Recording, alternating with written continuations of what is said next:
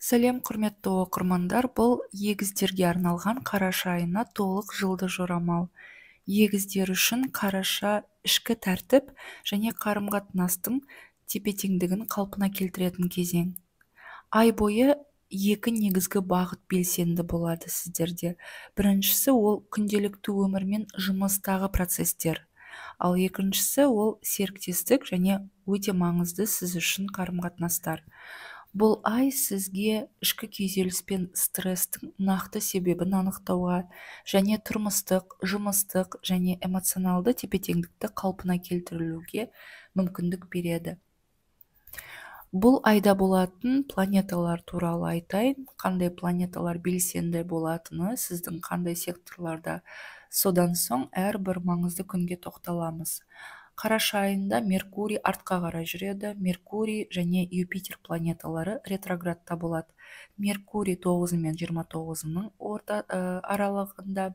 Бұл сіздің серіктестік және жұмыс секторды қозғайды.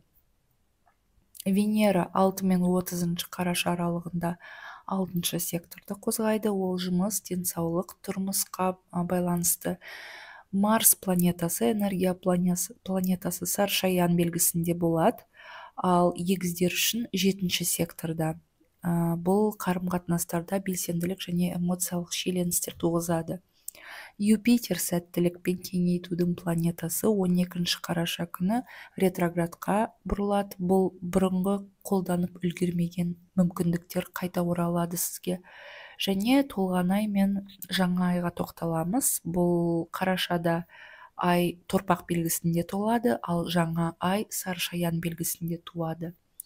Ал егіздердің бұл 12 және 6 секторларды қозғайтын болады. Барлығына дәлірек тоқталатын болсақ, 2 қараша күні Венера планетасы мен Юпитер планеталарының квадраты болады.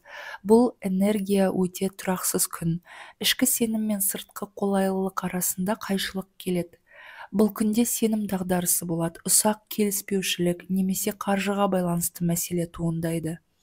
Бұл күнге кеңес асығыс қорытынды жасамаңыз. Уақыт бәрін өз орнына қояды. 4 қараша күні Марс пен Уран планеталарының оппозициясы болмақ. Бұл серіктестік және әлеуметтік қарым-қатынастар секторын белсендіреді. Күтпеген жаңалықтар келеді, пікірталас орын алады немесе серіктестің тосын әрекеті болуы мүмкін. Біреу сізге қарсы шыққандай әсер қалдырады, бірақ бұл тек энергия алмасуы. Эмоцияға берілмей, логикамен әрекет етіңіз. 5 қарашада аспанда ай толады торпақ белгісінде, ал егіздердің бұл 12 секторын белсендіреді. Яғни 12 секторда бұл ай толады сізде. Бұл ішкі тазару және босатудың күні. Сіз ұзақ уақыт бойы жүрек түбінде сақтаған уайымнан, қандай да бір өкпеден немесе қорқыныш сезімінен арылуыңыз мүмкін әбден. Бұл кезең сондай-ақ ескі жоба немесе жоспардың аяқталуын білдіреді.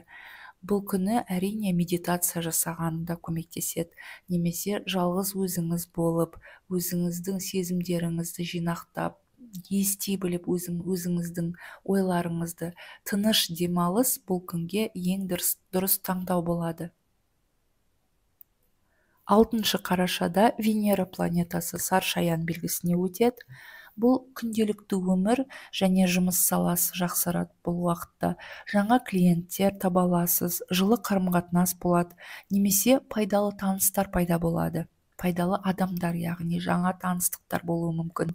Сондай-ақ үйде немесе жұмыс орнында ыңғай мен сұлулық орнату ниеті артады сізде.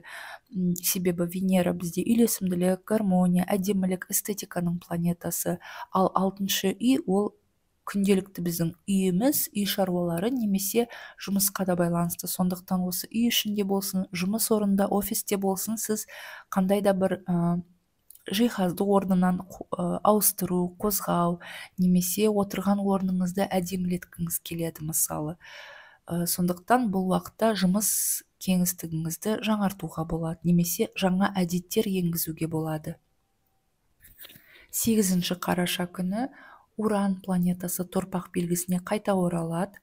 бұл егіздердің 12-ші секторында болады. Бұл психологиялық жағынан тазалықтың кезеңі. Уран планетасы сіздің өміріңізден қажетсіз нәрселерді алып тастайды. Ескі армандар, өткенге байланған ойлардан босау қазір жаңа болашаққа жол ашады. Ескі қорқыныш пен ренішті артта қалдырыңыз, алдыңызда жаңа өмір бар. 9-12 қараша аралығында Меркурий планетасы ретроградтық жүрісте болады, яғни артқа қарай жүреді. Бұл серіктестік пен күнделікті өмір секторлары белсенді болады. Өткен келісім шарттар, бұрынғы әріптестеріңіз немесе клиенттер қайта келеді немесе қайта пайда болады өміріңізде. Қарым-қатынастарда өткен қателіктер талқыланып, түсіністік қалыптасады. Бұл күндерге кеңес, келісім шарт пен құжаттарға мұқият болу керек. 12-ші қарашада сондай-ақ Меркурий мен Марс планеталары қосылады. Егіздердің бұл 7-ші секторын қозғайды. Бұл серіктеспен ортақ шешім қабылдайтын уақыт. Мүмкін бұл қарым-қатынастағы жаңа ереже немесе кәсіби келісім, бірақ нақты нәтиже 2026 жылдың қаңтарында көрінеді. Кеңес, жоспарларды белгілеңіз, бірақ әрекетке асықпаңыз. Сондай-ақ 12-ші қараша сол күні Юпитер планетасы да ретроградқа бұрылады, яғни артқа қарай жүреді. Бұл тағдырдың берген екінші мүмкіндігі. Өткеннен пайдалы сабақ аласыз, немесе бұрын басталған жоба қайтадан өзекті болады. Өткен тәжірибеңізді бағалай біліңіз, ол болашақ жетістікке қол ашады. 19-ші қараша күні Меркурий мен Уран планеталарының бір-бірімен оппозициясы болады. Егіздердің бұл 6-шы және 12-ші секторларын қозғайды. Бұл күтпеген жаңалықтар және ақпараттық стресс. Тұрмыстық техника, байланыс немесе денсаулық мәселесі көтеріледі. Тыныс алған жақсы бұл күні, асықпаған және сабыр сақтаған дұрыс болады. 20-ші қарашада аспанда жаңа ай туады. Жаңа ай саршаян белгісінде туады, ал егіздердің бұл 6-шы секторын қозғайды. 6-шы сектор бізде жұмыс пен күнделікті өмір салты, сондықтан осы сфераларда жаңа кезең бастауға болады. Бұл жаңа жоба, жаңа қызмет, немесе денсаулыққа байланысты жаңа бастамалар, ем алу болсын, спорт бастау болсын, қандай да бір жаңа денсаулыққа байланысты әдет бастау. Мысалы, спортпен айналысу, дұрыс тамақтану, тұрмыстық кеңістікті қайта ұйымдастыру. Жаңа әдет енгізген қазір өте жақсы, және ол тұрақты нәтиже береді. 21-ші қарашада Меркурий мен қара ай қосылысы болады. Бұл сақ болатын күн. Бұл күнде ұсақ интригалар, өсектер немесе қате түсінік туындауы мүмкін. Эмоцияға ермеңіз, логикаға ғана сүйеніңіз, егерде қандай да бір шешім қабылдап жатсаңыз, немесе біреу туралы ой қалыптастырып жатсаңыз. 24-ші қараша күні Марс пен Ай түйіндерінің квадраты болады. Бұл кармалық шешім уақыты. Басқа адамдар сізді шешім қабылдауға итермелеуі мүмкін, бірақ шын мәнінде бұл сіздің ішкі еркіңіздің сынағы. Өз қалауыңызға қарсы емес, өз миссияңызға сай әрекет етіңіз. 25-ші қарашада Меркурий мен Венера планеталарының қосылысы болады. Бұл жылы энергия күні. Жұмыс орнында немесе тұрмыста жағымды жаңалық келеді, немесе жақын адамдармен татулық және өзара түсіністік орнайды. Жақсы жылы сөйлескен жақсы, яғни диалог құрған жақсы. Бұл күндері сөз арқылы үйлесім жылдам және жеңіл орнайтын болады. 28-ші қарашада Венера мен қара айдың қосылысы Лилит.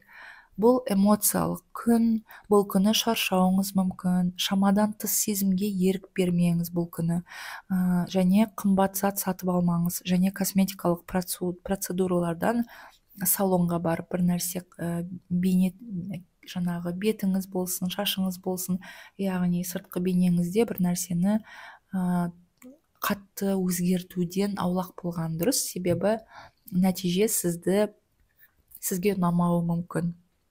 30 қараша күні Венера планетасы мерген белгісіне өтеді, ал егіздердің бұл 7-ші секторында болады. Айдың соңында серіктестік пен махаббат энергиясы жандана түседі.